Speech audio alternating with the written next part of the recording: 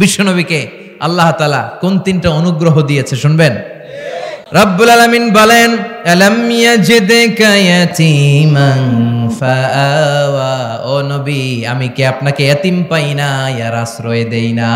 সুবহানাল্লাহ পড়েন। বিশ্বনবীকে এতিম অবস্থায় আশ্রয় দিয়েছে কে?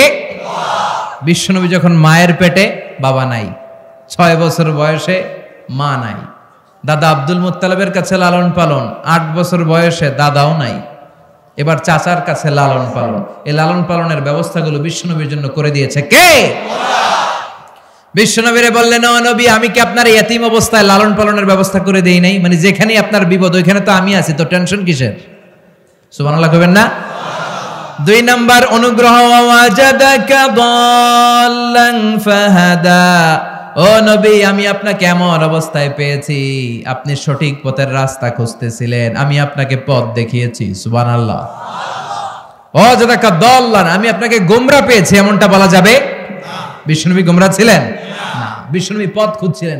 You are searching the right path, then I guided you to the correct path.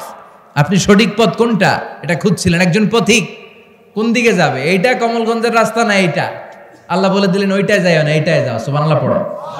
ফাহাদা, আপনি পথ খুঁজছিলেন 40 বছর, মহাসত্যের সন্ধানে ছিলেন 40 দিন হেরা গুহায় আপনি আমাকে খুঁজছিলেন, আপনি পথ খুঁজে পাচ্ছিলেন না নবী, আমি নিজে আপনাকে পথ দেখিয়েছি। চিল্লায় এখন ঠিক কিনা?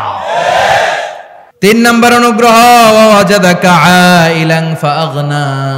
ও নবী, আপনি ছিলেন নিঃস্ব, আপনার টাকা পয়সা কোনো কিছুই ছিল না, খাদিজার সাথে বিয়ে পড়িয়ে দিয়ে আমি টাকার অভাব দূর করে দিলাম।